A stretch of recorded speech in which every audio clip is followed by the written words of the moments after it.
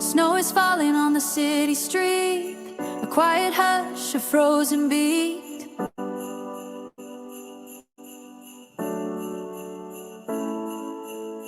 December air, sharp and cold, a story waiting to be told. We gather round the fading light, seeking truth to make things right.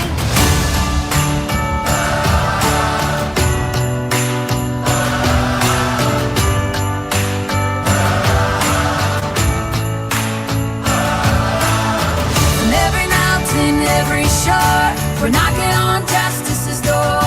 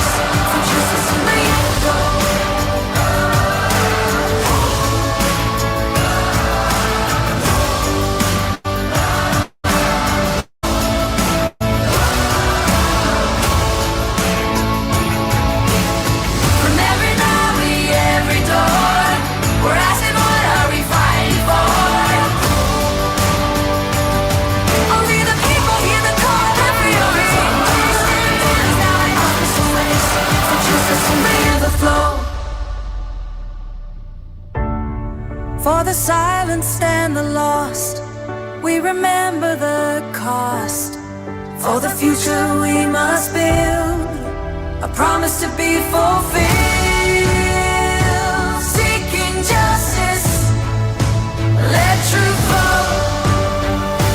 We the people, let it snow, let justice grow.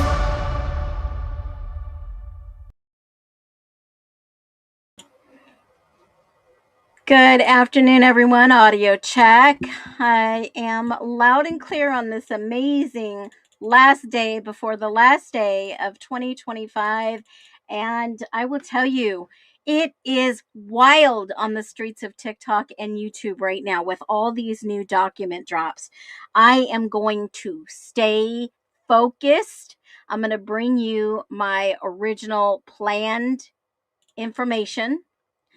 And we will be taking a look at the documents as well that have been released. But first, I just want to say hello, all you beautiful people out there tuning in. Caleb says, let's go. And we've been screaming to the world, Jack D. And we were ridiculed, ashamed, and bullied for what? Well, thanks to Phoenix Talks for showing us the facts and evidence. Now what? I think I'll title my next live, after Caleb, now what? Because it is very apparent. I'm going to play this video and you know how I feel about this. Brian has been essentially convicted in the media. He has a right to have this information withheld, brought out in public so that people can see it's not this neat little package. So people can start to wonder if Brian's innocent. Your Honor, Brian is innocent. So if I talk about things that are in the affidavit, and if I talk about things that we're seeking that the state wants to hide, I think that's fair game for the public to hear. Fair game. Fair game for the public to hear. And what was the state hiding? Anyhow, see y'all back here in a couple hours. You must have came in really early, Caleb, ready for this live. I'll tell you right now, thumbs up, share it with someone. I'm going to tell you, this is going to be bombshell moments brought to you first.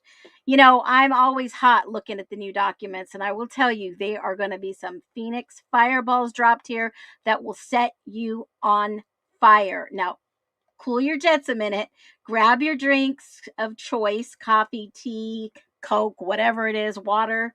And speaking of drinks, I just want to say real quick, I got to grab me some water.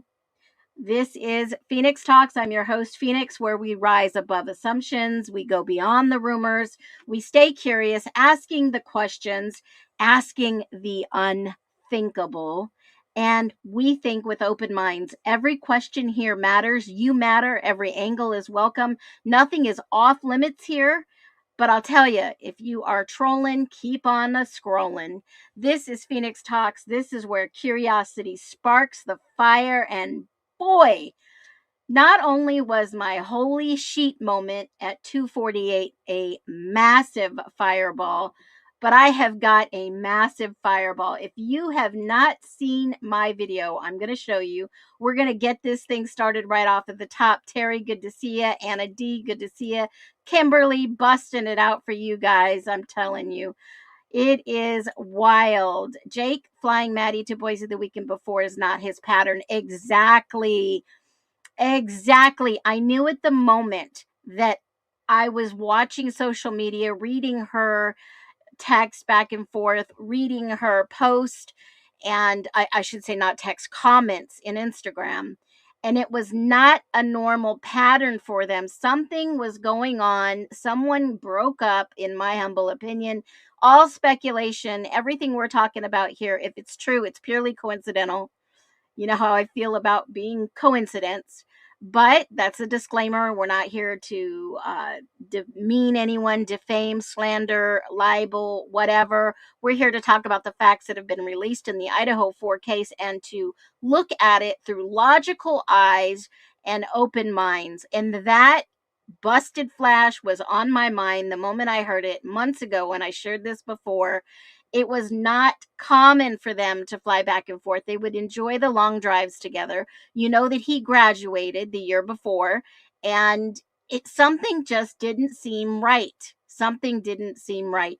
And to ask your buddy to look after someone that you've had a long-term relationship with is a little sus. So thank you for that comment. Hello, lovely me. I don't know. I was unsubscribed. Well, I'm glad you found us and you are with us live. Lulu Bell OG in the house. Rebecca, good to see you back here in green. AJ Stone, welcome in.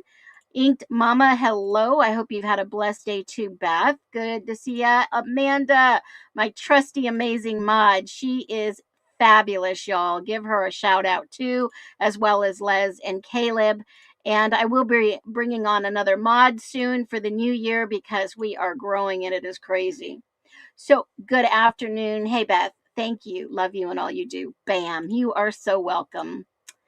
SMA Michael, good afternoon. Welcome in. You made two lives in a row. Good for you. You are no longer a newbie. Got everything. Can't wait. Ruby, good to see you. Skillia, watching here from the Netherlands. Gorgeous, gorgeous area. Terry, good to see you. Smirnoff Raspberry, she has grabbed. You must be getting ready for the new year. I'll have me some sparkling apple cider. And Jack seeing Kaylee by accident that night too. Interesting. Yes, spill the tea. Let's go. Absolutely, smiling sleuth. Karen, welcome in. Welcome in. Jack D busted. He was listed in the documents way before Koberger. And here is my crux to this, guys. I want to know how they came up with Brian Koberger's name. If somebody would just give me the bridge or the paperwork or the identification of how they pin this on Koberger, I'd like to know. Did somebody outside of the house know him? Did Josie know him? I mean, she obviously majored in criminology also and would know a few tricks up her sleeves. Maybe. I mean, She graduated with a few degrees, guys. I mean, she's not like totally blonde, and no offense. I'm just saying this girl's got some smarts. Someone in the community had to have known him. Or was he just truly the patsy they threw under the bus? Was he the one that was sent there to plant the sheath and take a fall for this so he can get his PhD and he will be released free sometime? Is he doing his studies inside the jail cell? Don't know. We are all discussing this speculatively. Woo, I got a sore throat, but I'm going to keep on talking here. Now, let's do this. Do me a favor.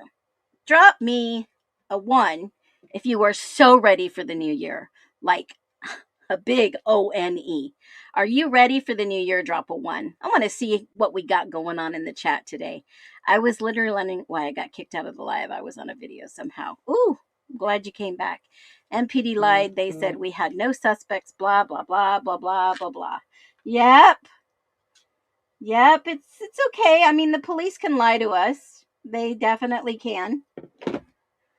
I am so ready for the new year. I am so ready for some new good things in my life. I'm ready for new challenges. You know, I love experiences over materialism.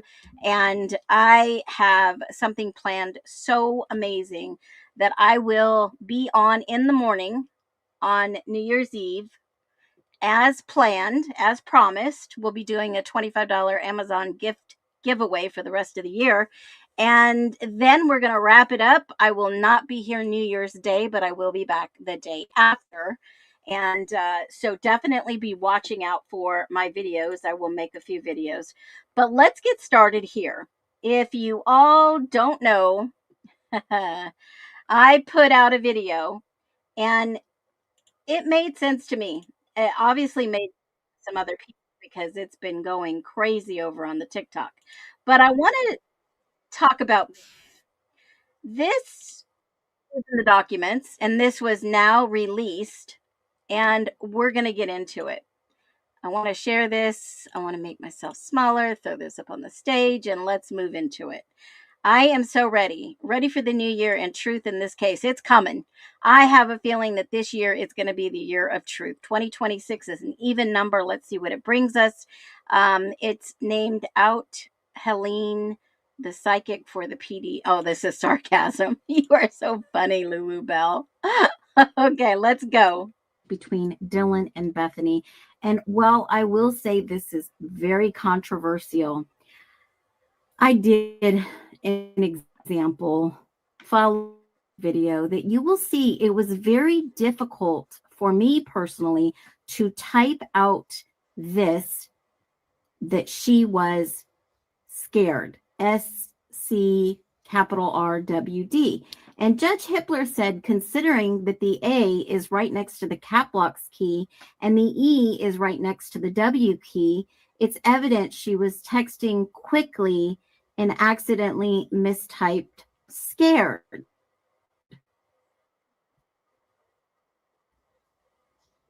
I'll hold my look at the examples that I've given you, and you look at the other examples of the texting that was going back and forth between Dylan and Bethany, and it was actually, let me show you.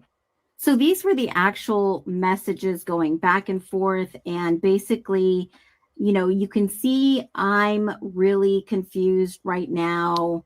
Kaylee, what's with apostrophe S, what's going on, dude, what the F? And she says some other things over here, something, the F key, you know, things like that. But when you look at where she mistyped scared, though, and then she puts in capital letters, yeah, IK, that takes some effort. I'm going to show you, and I'm going to type it out so that you can actually see the effort you have to put into it to be able to text like this. Now, I want to note one thing. This footnote down here said BF testified to a recollection of the context of these 2 phone calls before the grand jury. There were 2 calls. However, DM could not recall specifics about what was said during those 2 phone calls, but Bethany could. Now, watch how much effort it took for me to try and text like this. Now, you will see in some of them, I just hit the automated text that came up. And in some of them, I had to force myself to try to type like this in a hurry. And it still came out weird. So look at the effort that I had to put into this. This is bizarre. Have you guys tried this on your own to see if you can replicate some of the way that Dylan was texting that night? It takes effort to hit the up key, the down key, it takes a lot of effort, folks. Now, I'm not saying this was done on purpose, but if she was truly scared and she was with Bethany in the room, if they were so scared, why did they not call 911? That's my only point to all this. Why text? Oh, I'm going to get hot. Why were they texting each other? What happened after she came down into Bethany's room? You know, the one that looked like it was trashed and ransacked and somebody broke in there? Yeah, that room. I mean, I had to put a lot of effort into this. What are your thoughts? Have you tried this yet to text like she did in the examples? I'll leave them all the way in the end of this video. Be well. Okay, has anybody really tried? Yeah, you can also text 911. In some areas you can, absolutely. So, I mean, has anybody honestly really tried to text this out? I mean, when all this came out in the court documents, I thought, wow, who in the heck would text like this, right? I mean, seriously, who would text such as this? I mean, is this a young college thing going on? Is that what we're supposed to be focused on? Because when you look at what was said in the court documents, I did that last night. Okay, and Terry, I don't mean to call you out, but how was that? Was it difficult for you to talk like that? I mean, if somebody's tried to say that they're doing shorthand, they took out all the vowels. Well, that's not true, because right before that, DM says phone is going to die, F word, right? I mean, look at these. These all include vowels. There's no shorthand here. And I don't think they even teach shorthand nowadays at any college, high school, or elementary school for that matter. I don't think they teach shorthand anymore, do they? I remember back in the day I took it. Yeah, I think she really meant that she was screwed. Uh, why do you guys think that? I mean, humbly, in my opinion, I think that the new documents that were released, and I'll jump to this because I'm not one to hold back. I'm telling you, when I saw these documents today, we were like, bingo, bango. Cops were hot on their tail. They were actually named as subjects. So, Jack DeCore on the 18th and the 21st, the evidence accepted was Jack DeCore. They were looking at Jack DeCore. And remember, in Jack DeCore's situation, Adam and him lived in the same house in the King Road, whatever you want to call it. And Adam and Jack were both at the corner club. Yes, Adam was the bartender. Adam was told something, maybe perhaps by Maddie. And maybe it had to do with a relationship, perhaps. I'm just speculating here. And remember, the ISP did look up. Yes, Caleb, I'm going to get there. ISP did go to Jack's house. And if you remember rightly so, they went to the 1127 and right here, 1127 King Road. And there was presumptive test for blood on the south wall entry marker 1 and the east wall entry marker 2. Positive results presented blood. They were obtained on both stains. So now we have Jack DeCore as a suspect, and Dylan and Bethany as subjects. Now, what does the word in this document for the ISP mean? Anybody have a clue? I mean, I kind of knew what it was, but I had to look it up according to the ISP term. I could. I've got a screenshot of it. I could actually just read it to you real quick. Let's do that just for time's sake. In a murder investigation, the term subject refers to a person whose actions are within the scope of the investigation, but prosecutors have not yet decided whether to bring formal charges. This is specific classification used internally by law enforcement agencies like the Department of Justice to categorize individuals involved in a case. Now, with that in mind, remember, Judge Hippler had a hearing, and I'll bring it up real quick. They had a hearing to discuss the role of victims. Does anybody remember that hearing that took place on 6, was it May? Here it is. They were going to discuss notice of hearing, discussion regarding the role of victims. And this hearing was sealed. And it was the state and the defendant, and it was a Zoom hearing that we weren't able to see. And they came up with, I guess, assumption here, it's a speculation, that what role that Bethany and Dylan were going to have. Did the state have enough evidence to charge them with anything? Probably not. It was probably all circumstantial, in my humble opinion. But remember, there was another hearing that took place for the actual facts in the case that obviously was sealed yet again, because it was the defendant's offer of proof regarding alternative perpetrators. All right. So obviously, all these new documents show, and if you want to see them, they're all down here. There's new ones, objections, the proposed jury questionnaires. The one that I was interested in the most was the one by Martinez. Now, forgive me, I said it was a him. It's actually a female. It's a she. And Martinez forensic examinations report was the one I was so interested in reading, because in this report, it basically stated that, let me grab it. Where is she at? In this report, it gave the name of, obviously, Jack DeCour, Bethany Funk, Dylan M. It was the latent prints. And they took, this is 146 pages, guys. They took the latent prints from the back sliding door. They took the latent prints from a few other locations. And you can go through this thing. It is crazy. 146 pages. And prints. All right. Prints of everyone. It's unredacted. And prints of feet. Right?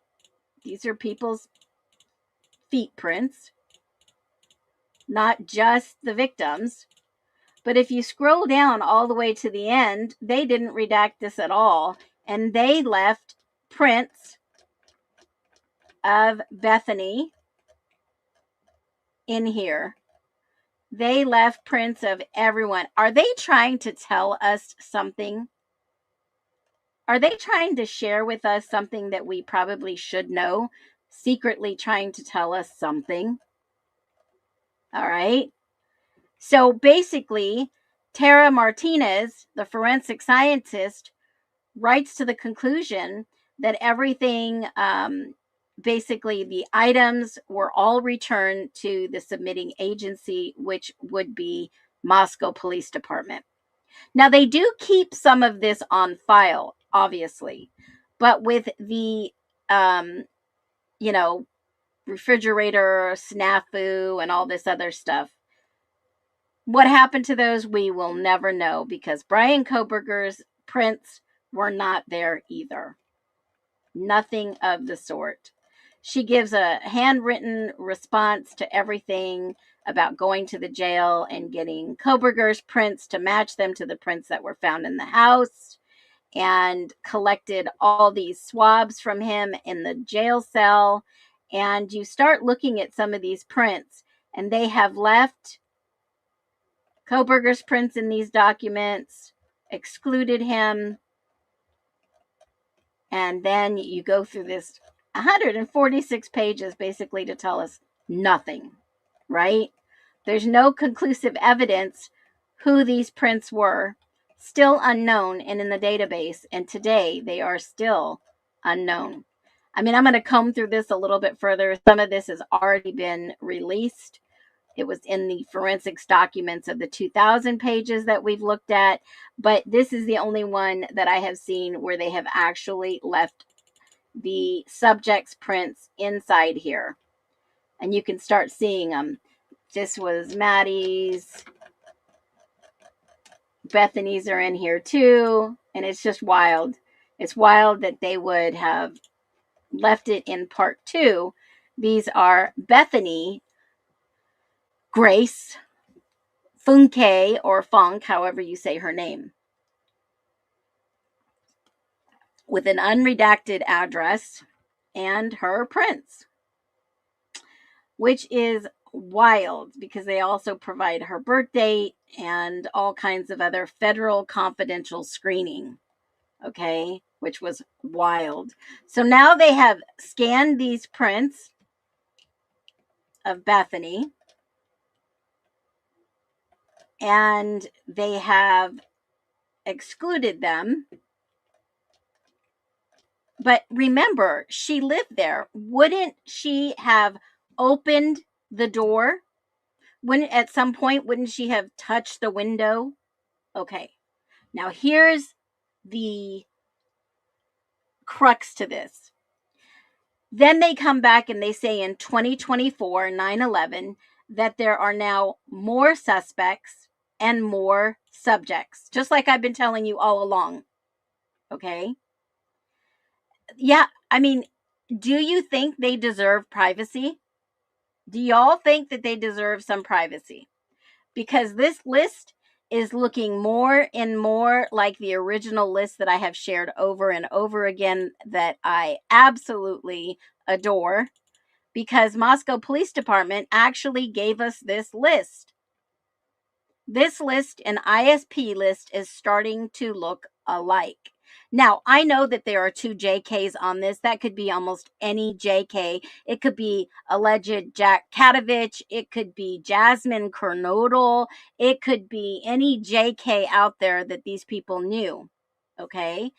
But I'm just saying, these initials could be almost anyone. However, now that we have new documents, you will see, bam, Emily Allant was even a subject at one point. 2 suspects, Jack DeCoeur and Brian Koberger. Did Jack DeCoeur know Brian Koberger? Were they just going to scare these girls and something went wrong? Where did Brian Koberger's name come from? Did that just come out of a hat? Was he the cleanup guy? Was he the one that went there early in the morning and maybe dropped off the knife sheath with his fingerprints to frame him so that he could do his PhD study that he went there for?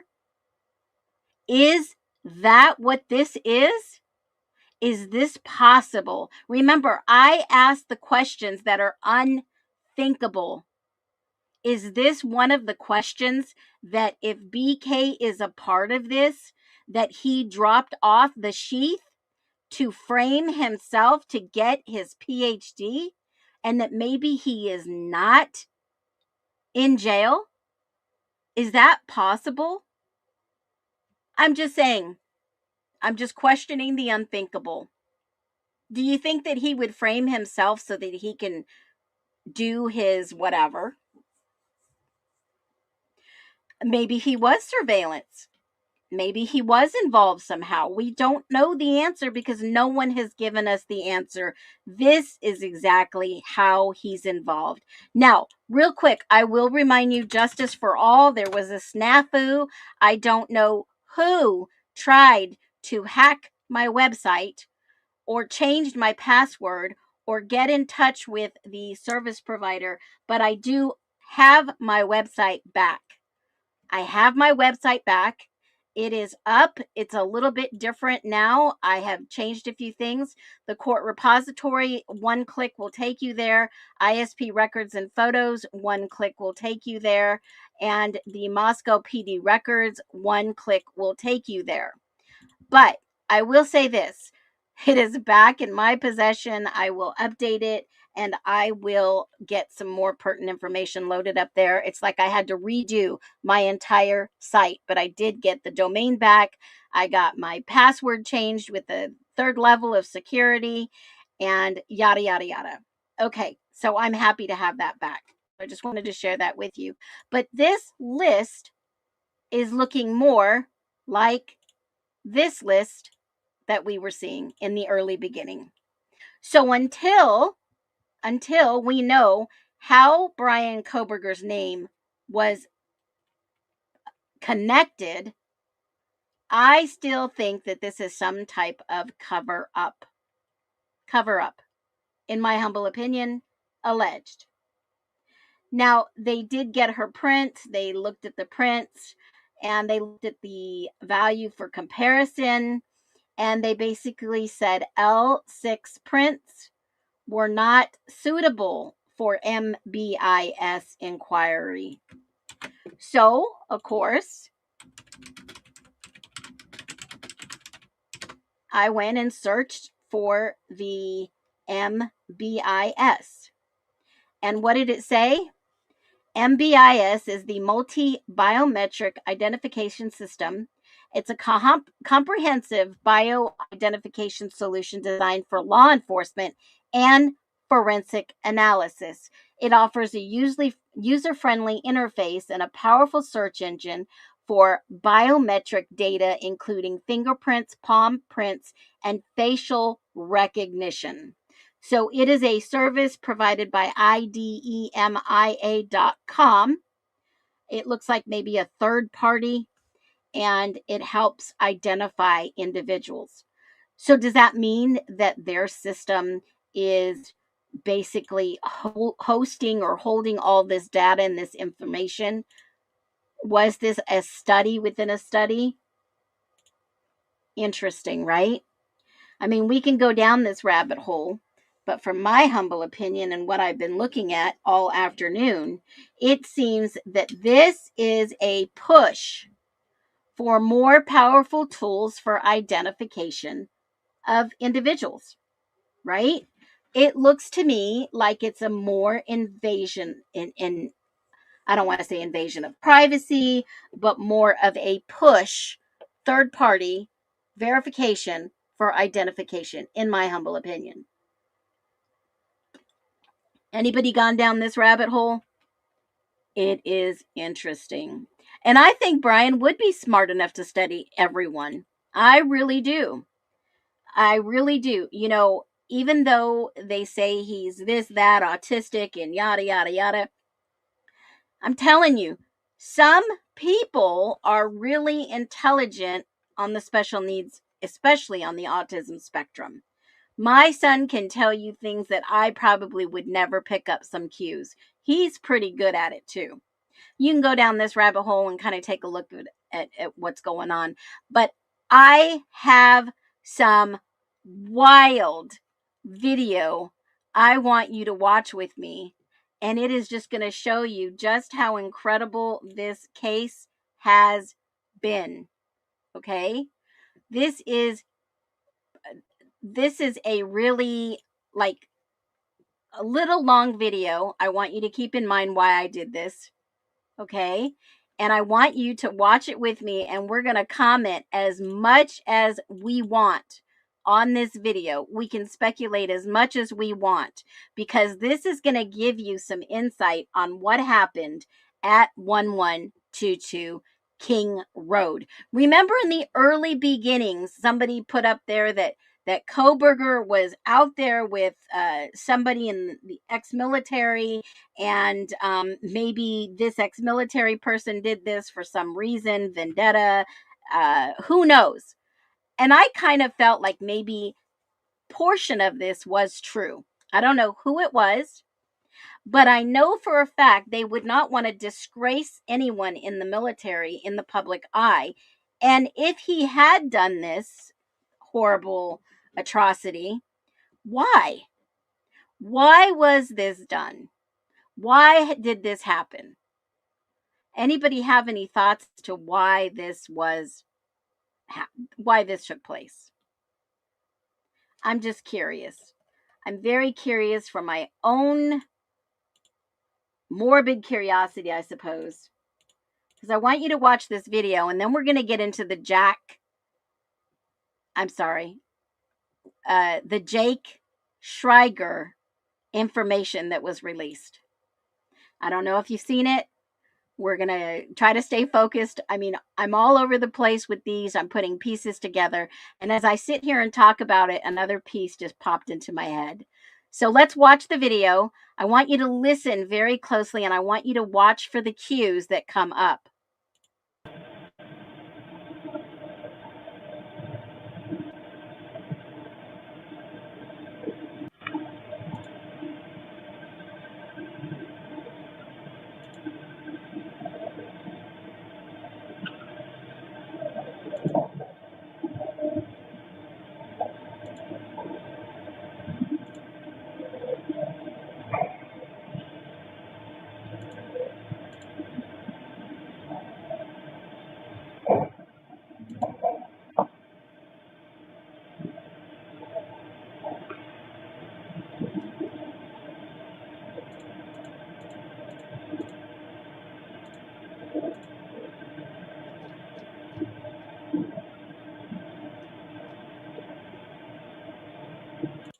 Now, I'm playing this starting at this time frame because this is the narrative we were told to believe.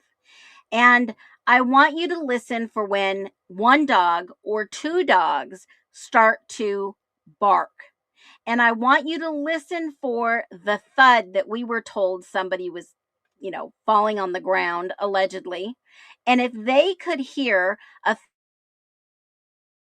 from this audio facing 1119 and across the street, how in the world did we miss this? Now, I know a lot of us have said Murphy's going to solve this case, and I believe Murphy has solved this case.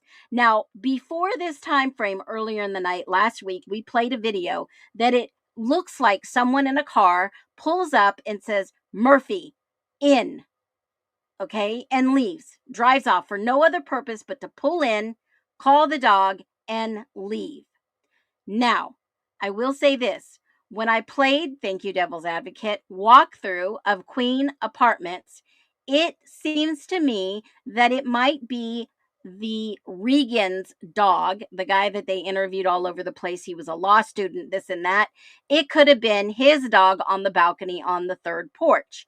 But if you listen, you're going to hear the thud. I thought was somebody kicking the door in. Now, if you run to your room and you lock your door and the only way in is to thud, remember that thud I showed you in a video that somebody could have kicked the door in. But right before you start hearing these noises, I want you to take if you've got earphones, higher it up. Definitely higher it up. I want you to listen to what it sounds like someone is climbing onto a balcony.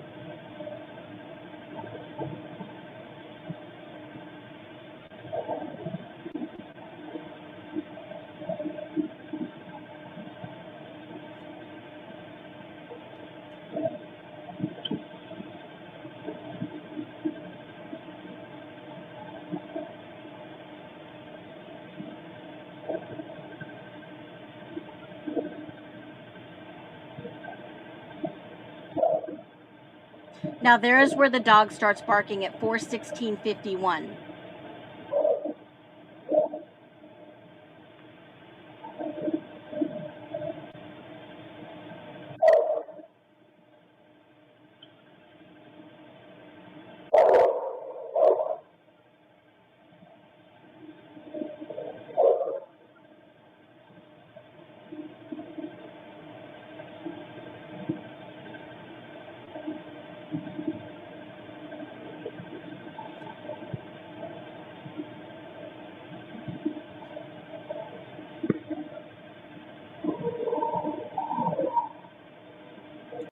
Now that sounded like someone in the background.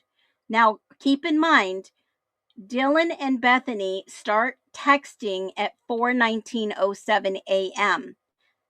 Bethany is the one that calls Dylan for 23 seconds. It's going to pop up here.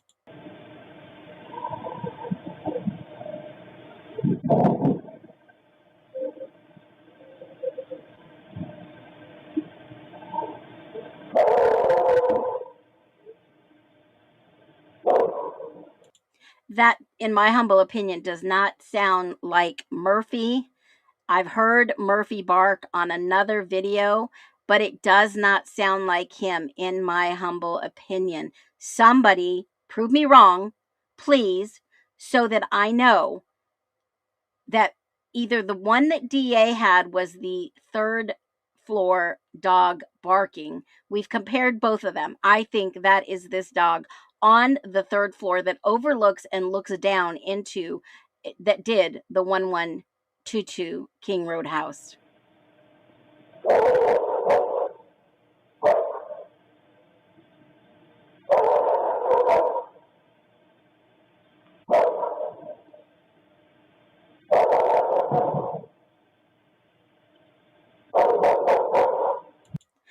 Now here I go again. I'm going to stop it. This dog has now barked for approximately 2 minutes. If you were the neighbor and you heard this dog barking excessively, would that wake you up to question what is going on? Yes.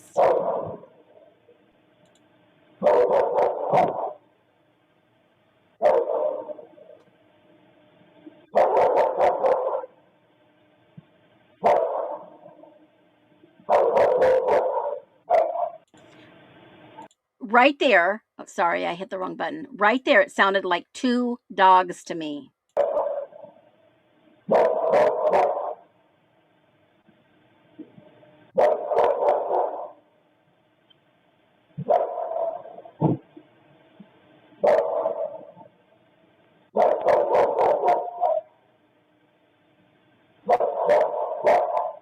Now, I have put up the text in this video that I've made for you to see all the activity that starts to happen at 14:07.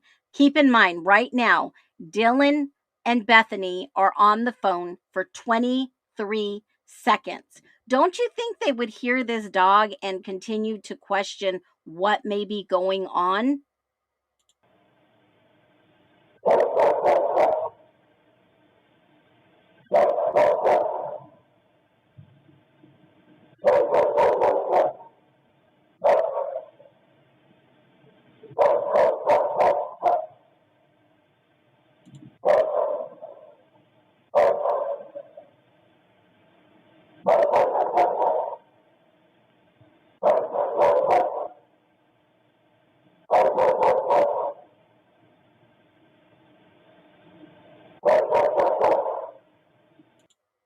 Now, I was thinking, it sounded like someone opened a door. Could they have opened the door to Kaylee's room and possibly Kaylee ran down and they put Murphy on the outside? I mean, that's allegedly this dog was said to be there the entire time, ignoring the fact that some car came and said, "Murphy, in." They said his name very clearly. I don't think that was Murphy barking.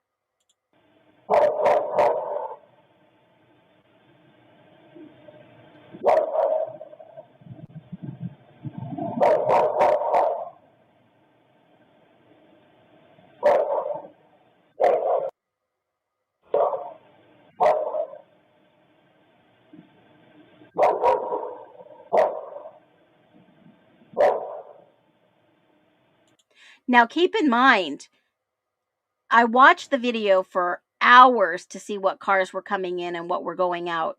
The car that speeds out of here, we were told, is Brian Koberger's car.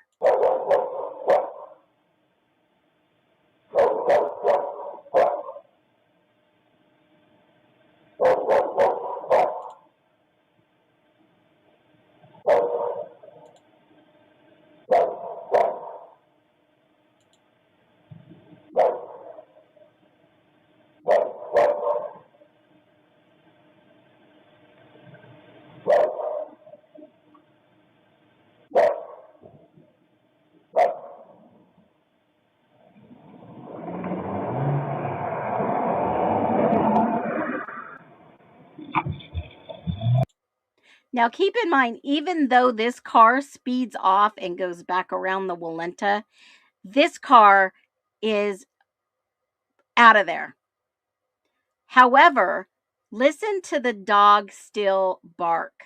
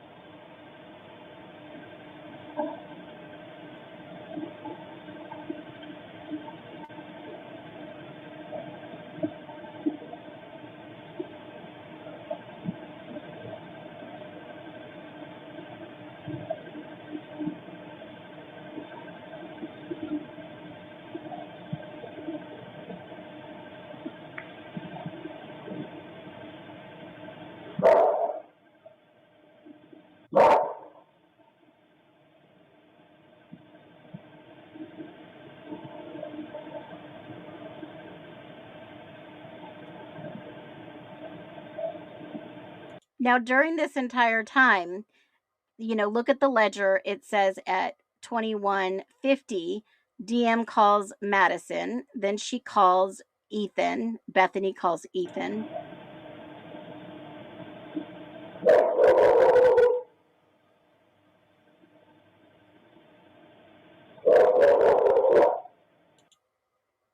Now, notice that DM calls Xana and Kaylee after they get off the phone. And DM calls BF for 41 seconds. Don't know what they said in the 23 or the 41 seconds. Those two phone calls, DM says she can't remember what was said. Bethany remembers, and that was in the grand jury testimony. But then BF calls Xana and BF calls Ethan.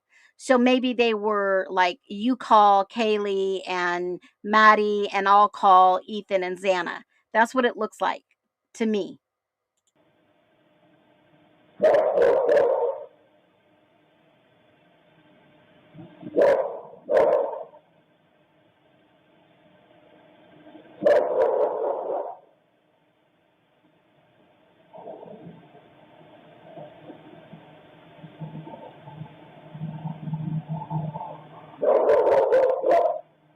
Now, mind you, there's going to be another car that leaves in somewhat of a hurry. You'll see.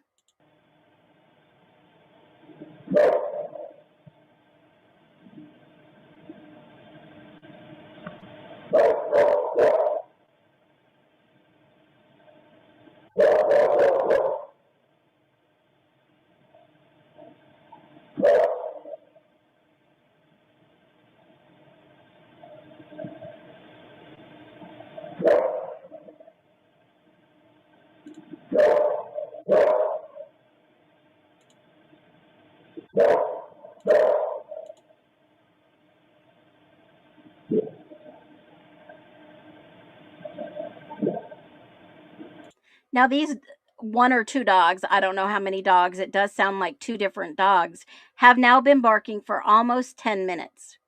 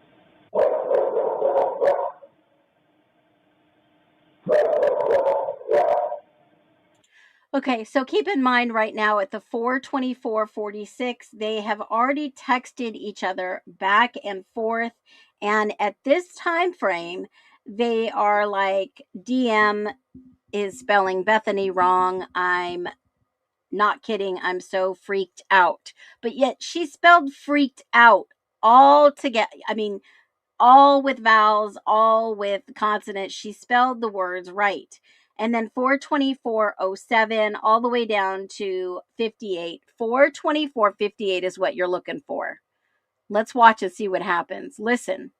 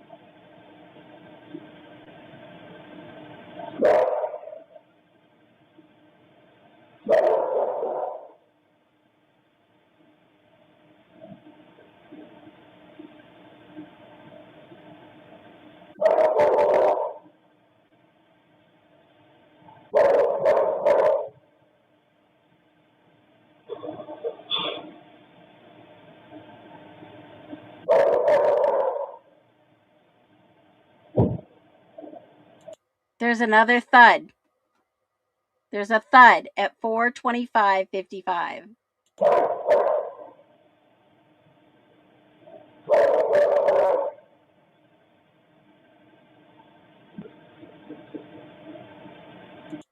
Right now, Bethany is on, I'm sorry, Dylan is on Snapchat on an outgoing message.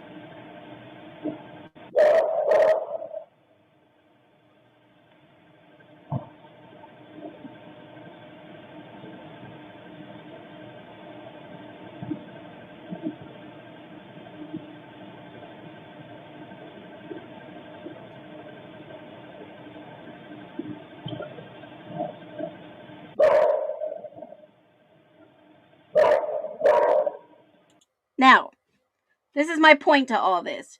This dog has been barking for over, 12 minutes and continues to go all the way up until 4:47. Now, either one, this audio has been hijacked, has been altered to where we only hear a dog barking and they've covered up all the other stuff, or the one or more dogs are barking in the background. Now, yes, Murphy did have a kennel. However, when my dog barks, other dogs in the neighborhood bark. So it seems like to me, yes, it did, Angel Florence, that the dog is in one place and not moving around. And if Murphy was on the balcony, that would be the shocking one, because in the police department investigation, someone said the dog barked between 4 and 5 o'clock nonstop, but they didn't think it was Murphy because Murphy is not an outside dog.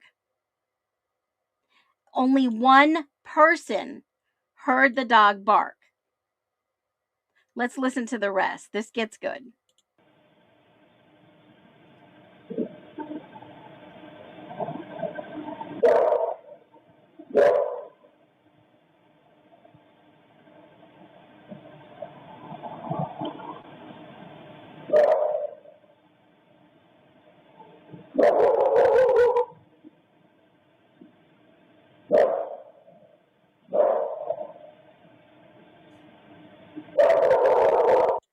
This, to me, in my opinion, as if the whole town, the whole campus in this area, everyone knew in this area who lived in this vicinity that stitches were given to snitches.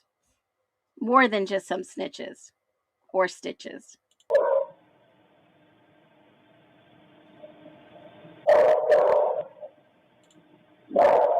I would agree to this one.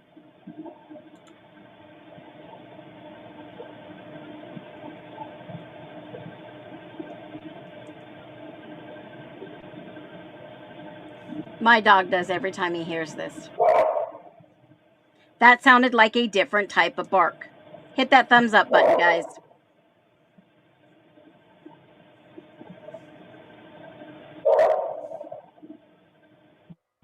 Who would let this dog bark for almost a whole hour?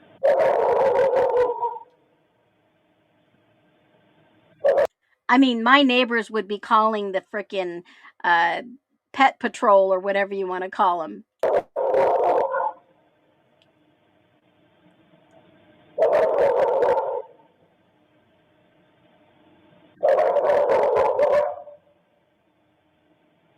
Yeah, he's trying to alert someone. Something's going down.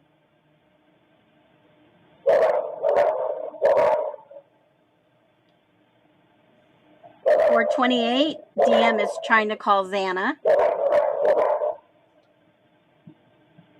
They're trying to call all these people through all this dog freaking barking. This annoying, I've been woken up by a dog that's been barking for 10 minutes prior.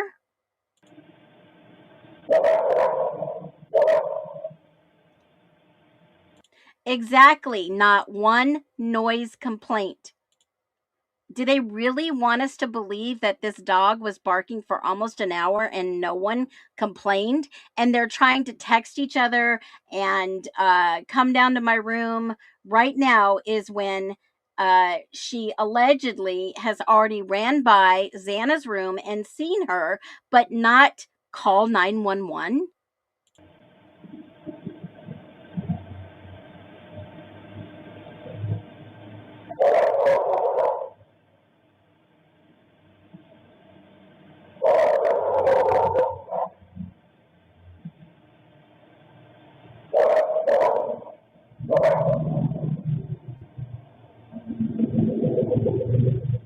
Here comes this crazy car at 428.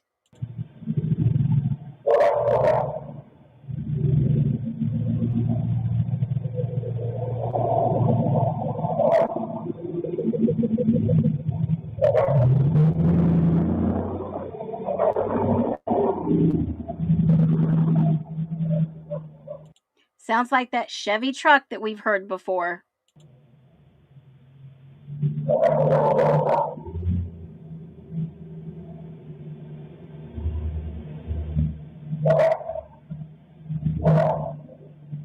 And in my humble opinion, it sounds like it goes all the way around 500 Queen Road.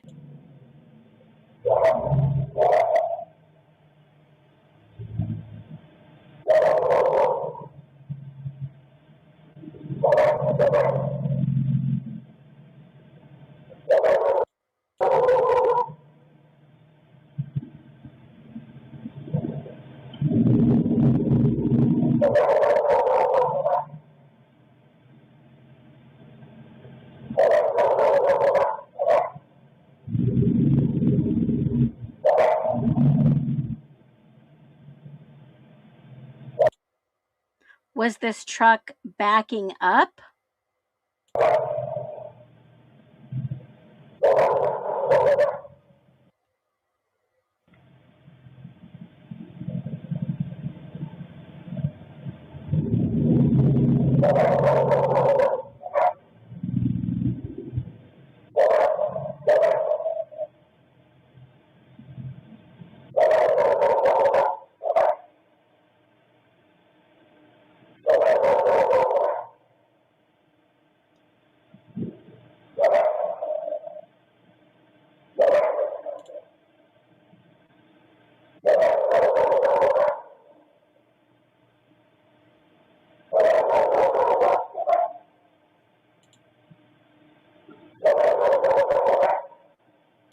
Now, for the sake of this stream, Let's go.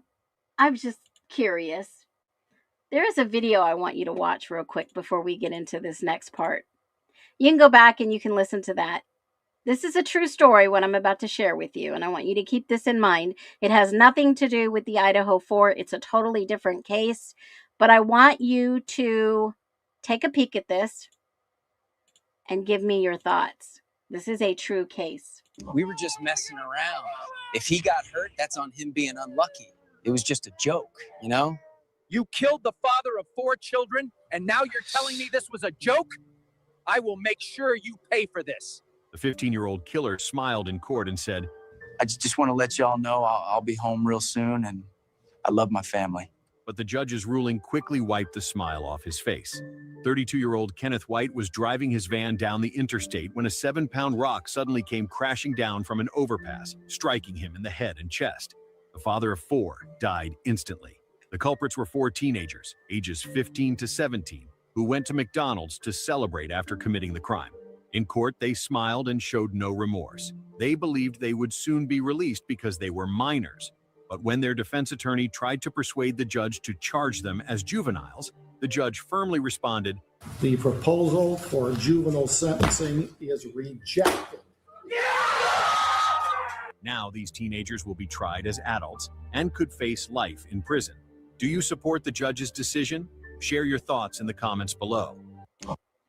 Now, yes, this was an actual case. Whether you've just moved into your new home or looking to upgrade your AC. Yes, absolutely. I'm going to let this ad run and then we're going to watch this. Yeah, and that video probably was AI to describe the case. Get a little bit more emotional pull. But this was a true factual case, which blew my mind. I remember this.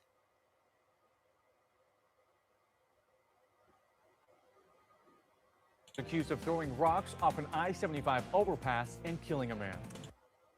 Took plea deals for reduced charges, were sentenced to adult prison. 7 Action News reporter Jim Kurtzner with more on what happened inside the courtroom. The 4 teens in court today were ages 15 to 17 years old when this happened. Their defense attorneys tried to convince the judge they should be sentenced as juveniles. The judge dramatically disagreed. The proposal for juvenile sentencing is rejected. That applause came from the family of the young man killed. It was October of 2017 when 5 teens threw rocks onto I-75, a game they called overpassing. 4 teens in court today have been held in juvenile detention since it happened, and they were all students at Clio High School. They were originally charged with second-degree murder, but pleaded guilty to a reduced charge of manslaughter. The sentence sends them to adult prison. 32-year-old Kenneth White was killed when a 6-pound rock crashed through the windshield in the car he was riding in. Kenneth is getting his justice he deserves. My baby he's happy now. He can rest. The evidence and testimony in the case pointed to 18-year-old Kyle Anger as the one who planned the prank, loaded up his pickup with the rocks, and threw the rock that killed. He pleaded guilty to second-degree murder and now faces several more years in prison when he is sentenced at a later date. The judge today giving defense attorney for the 4 teens today until August the 20th to withdraw their pleas after a sentence they're now calling political and emotional. Rulings like this get people elected. You think it's political then? I think laws of treating juveniles as adults is political. The whims and the emotions of the family, which I understand. If the 4 teens stay with this sentence, they could be out of prison sometime next year. The judge giving them credit for time served, 21 months. But that's also several months inside an adult prison. Jim Kurtzner, 7 Action News. All right. Do you think that they should have got the plea deal and be exactly political? Do you think that they should have been held accountable as adults? Because this is just a case where these 4 individuals were under the assumption that they would get away with this. They would get away with murder. Exactly. some of their texts coincide with the barks. You know, when you start thinking about this case and looking at other cases and what judges will allow and not allow, you'll begin to see patterns.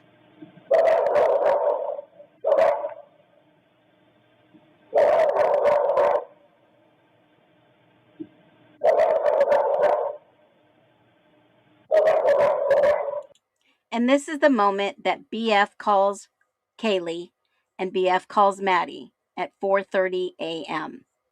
Now, DM allegedly in these documents calls Maddie and calls Kaylee. And did Bethany not believe her? Were they not together at this moment? Because this is already past, come down here. Come down here. Run to my room. Come, run. They're already together. So why is Bethany calling Madison and Kaylee? And why is DM calling Kaylee and Xana? Why? If they're together, why would they need to call? Because wouldn't that just block the other's call?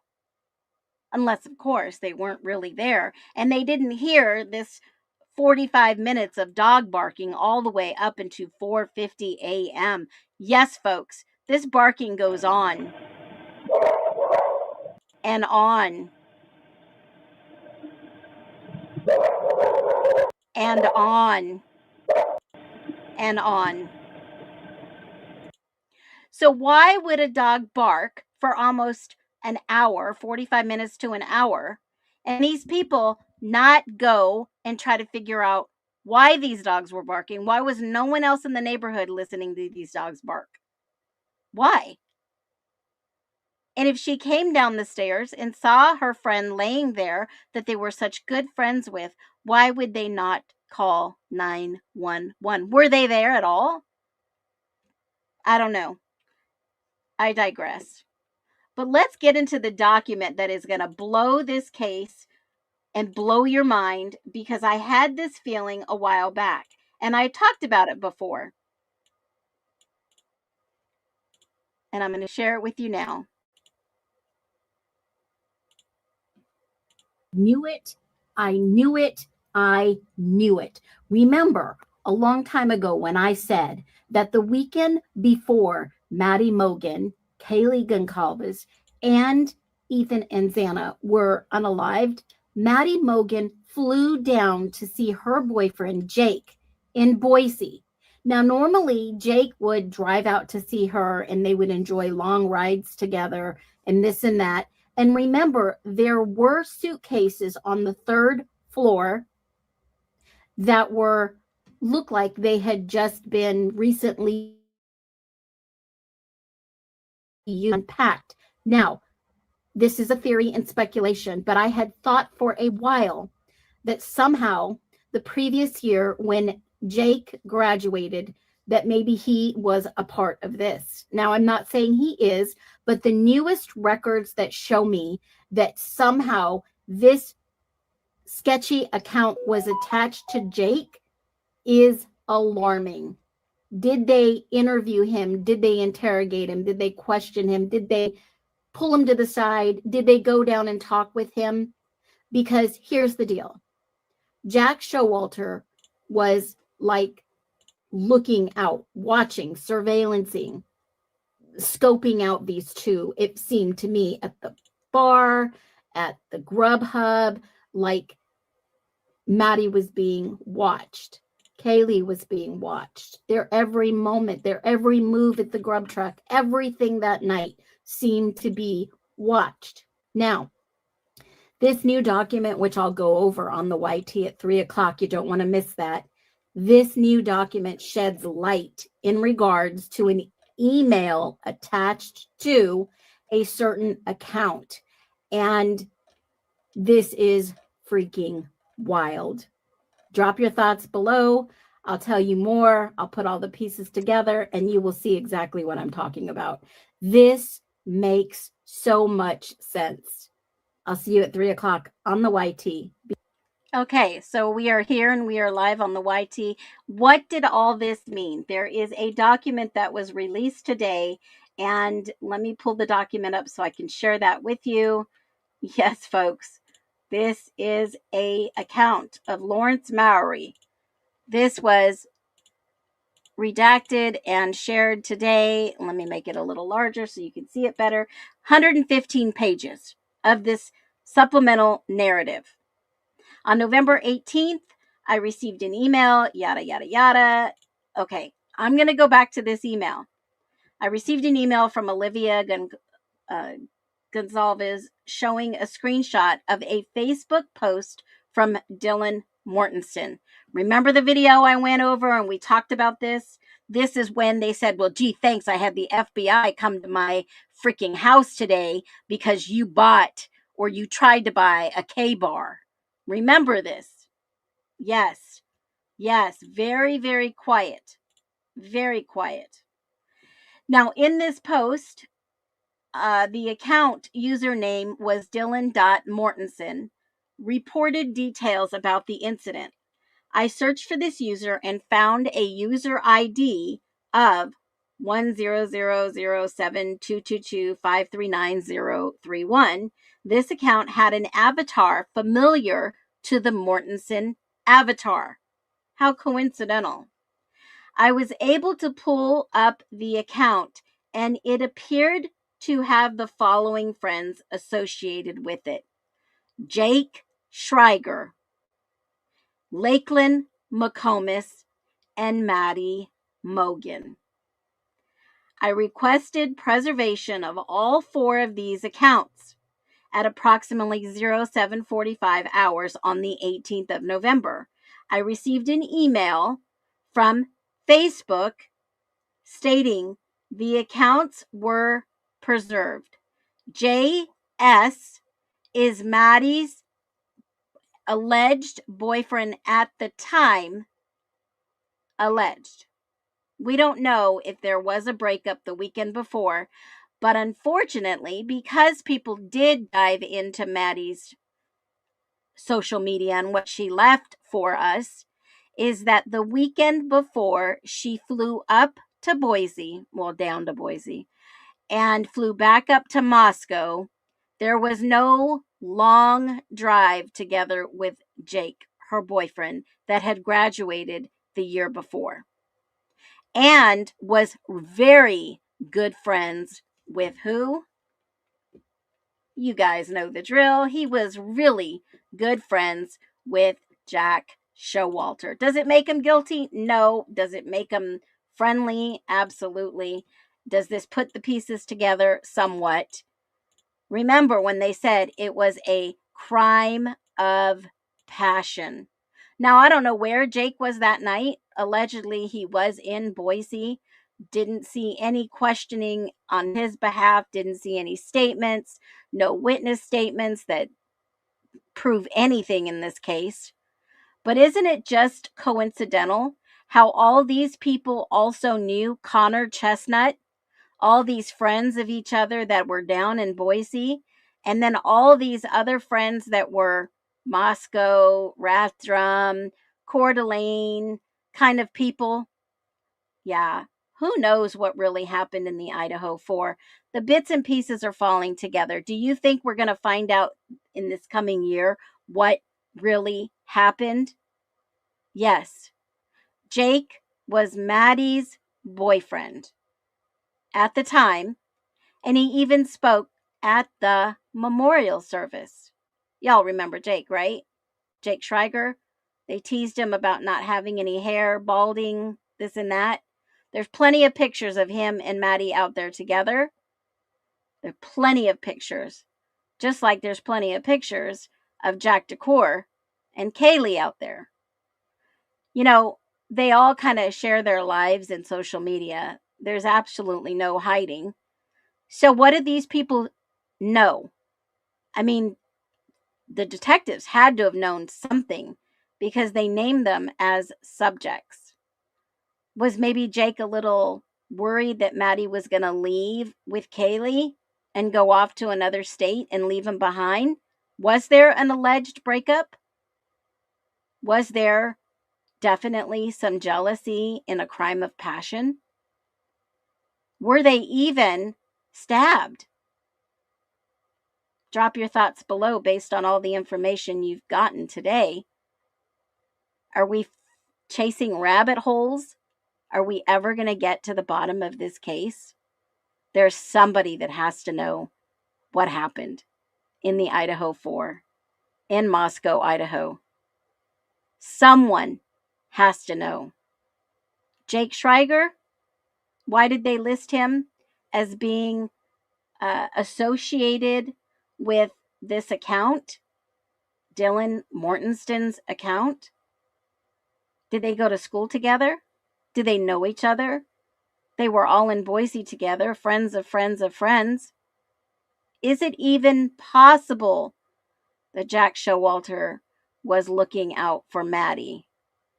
For Jake Schreiger, that was 5 hours away? I mean, just like it's really odd that Quinn Kelly was called to be a witness, and everyone says, how come Dylan didn't call her boyfriend? I have no idea.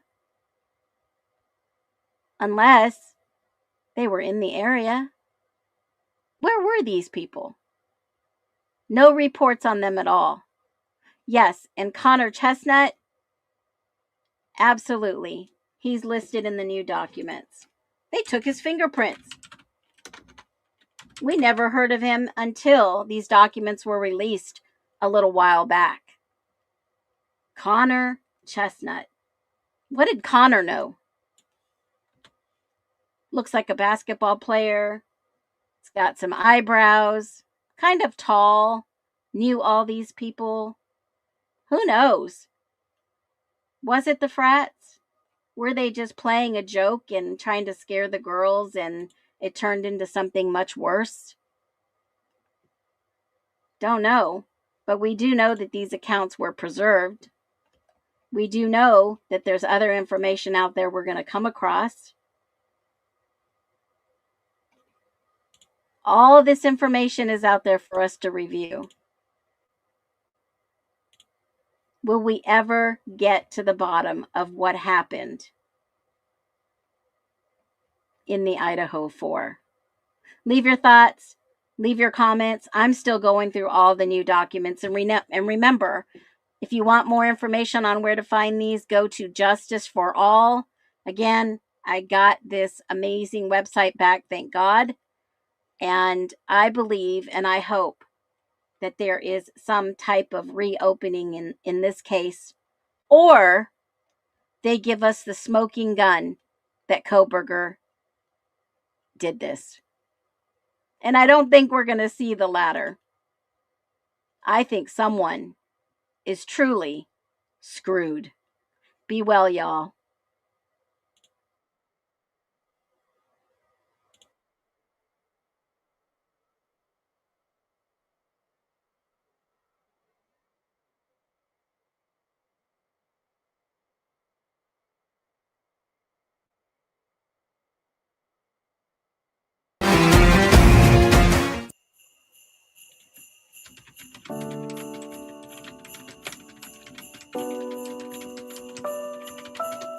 Snow is falling on the city street, a quiet hush, a frozen beat.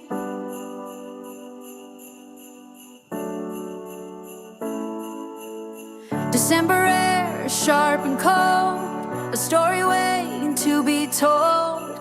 We gather round a fading light, seeking truth to make things right.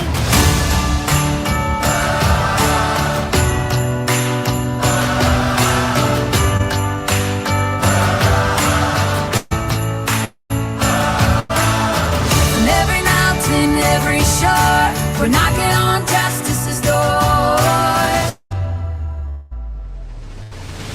Oh, we the people hear a call, but freedom rings, stand tall. Sweet as love, our voices raised for